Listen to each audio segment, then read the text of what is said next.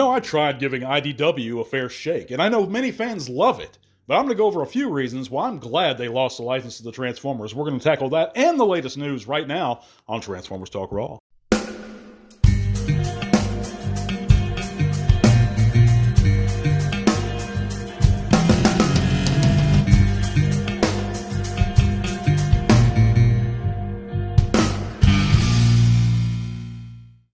I can't get into every single nuanced, story arc and characterization that IDW made. It would take too long. I simply don't have the time for this segment. I did touch on a lot of this stuff and larger specific things in previous segments, such as, but not limited to, Transformers having physical relationships, Transformers having that need for marriage, the entire concept of the conjux endura, I believe they call it.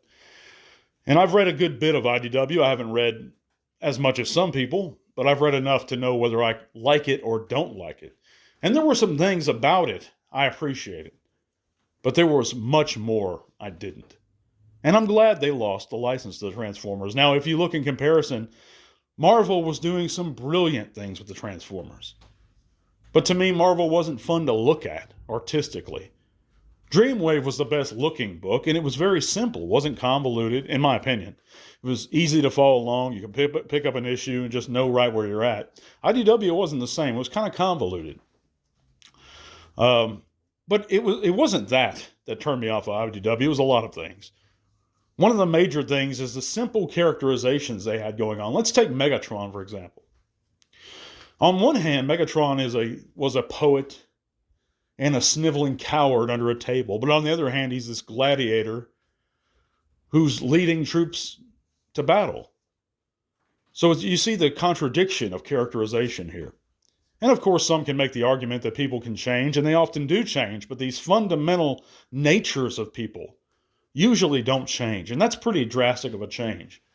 They say they were inspired by Rome and gladiators when talking about the old days of the Transformers and their Senate. But we never saw Spartacus be a sniveling coward under a table. We never saw him write poetry. They're trying to combine too much into one character. But in doing so, they're altering the nature of the character. He ceases to be Megatron when you try and put all this crap in him, or make him have all these dualities.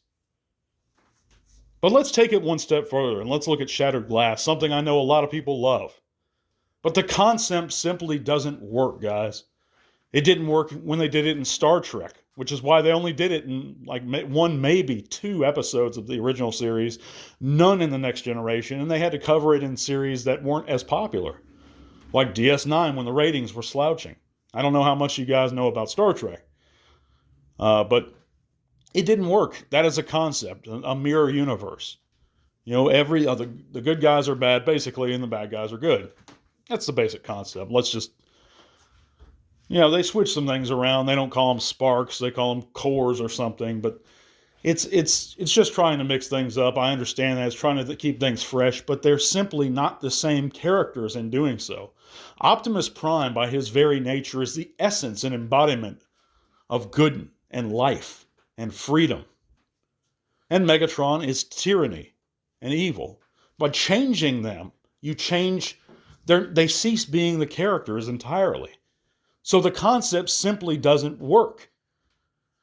Now, you could make an alternate reality where you have different Autobots and Decepticons entirely, but using those same characters is a travesty. It's an insult to the history of the Transformers. It goes against the spirit of every writer that's come beforehand.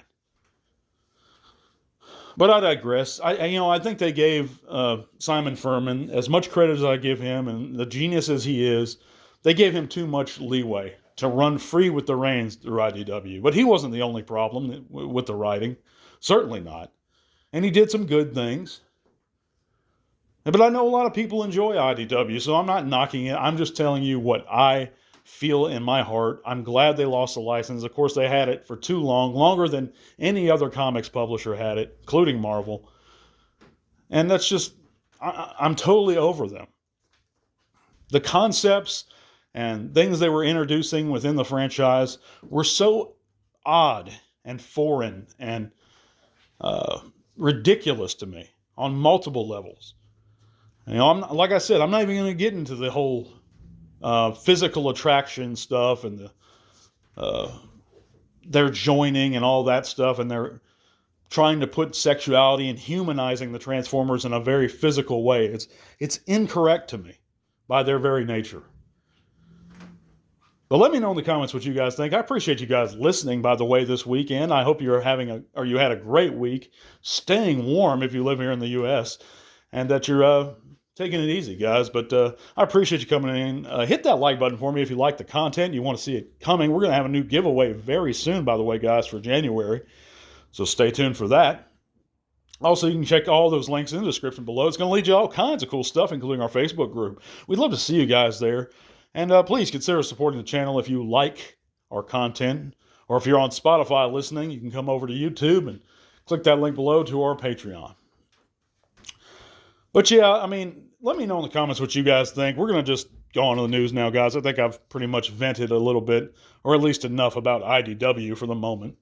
But I've talked about that stuff at length in other segments, and it's just a few things that bother me about it.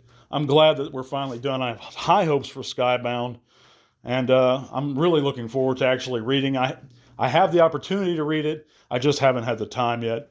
I know we're in a few issues. We're not that far in. You know, I can catch up in one night, basically. But yeah, from what I've heard, there's some good stuff. So I'm looking forward to it. But yeah, let's go on the news, guys. And this week in the news, guys, we have behind the scenes of the Origins Wheeljack with in-hand pictures, and he looks fantastic to me. In alt mode, he looks just so good with the other Origins guys, Jazz and Bumblebee.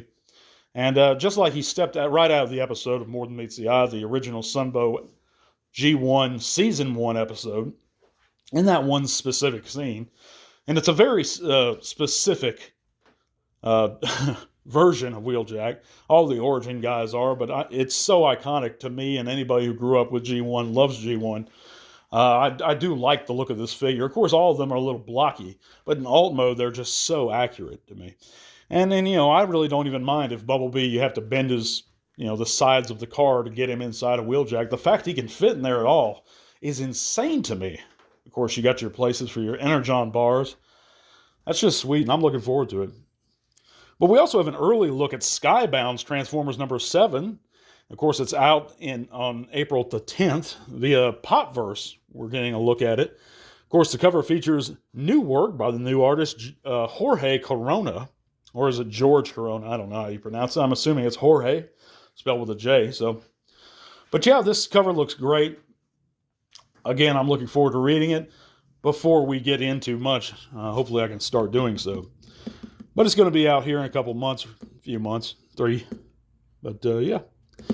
Moving on, we have New Jersey Comic Con coming up March the 2nd and the 3rd at Cherry Hill, New Jersey. Speaking of comics, of course, admission there, if you show up at the door, is $10 and $20 for an early bird ticket. For more information, you can go to their Facebook at NJCC Con. And yeah, check it out, guys. It's supposed to have all kinds of the brands there, dealer tables, guests they're inviting. I think I've announced a few of the guests that are showing up. Sounds like a blast. So if you're there on the East Coast or you plan on doing some traveling, go check that out. We also have the MPG07 Ginho, I don't know how to pronounce it, guys, sorry, official reveal. And of course, this is a redeco of one of the Masterpiece train bots. It's going to cost approximately $162 US and released September the 28th. Of course, he's up for pre-order right now. And I love the look of these guys. I think they're fantastic. They have a nice G1 look to them. The combined mode is great. The alt modes are great. I don't know how complex they are to transform, how sturdy they are in the hand. I'm sure there's some reviews out there of them. Of course, these have been out a while, some of them. But this particular one, it looks good. And if you're in the MPs and you have that kind of money to spend on one Transformer that's not a Titan class, because that's what's basically going to run you, a Titan class price, I mean, you might consider picking them up. If I had the money, I do have the money, I just don't want to spend it on one smaller bot. You know, I'd rather spend it on a Titan. But that's my opinion. I mean, that's what I'm into. But if you're into it, go for it, guys. But that's going to be all for this week, guys. A little bit big from work. We're going to wrap it up right here. Thank you guys so much for listening. I love each and every one of you. God bless you guys. And to all are one. This podcast is made possible thanks to the support of great people like you. Thank you.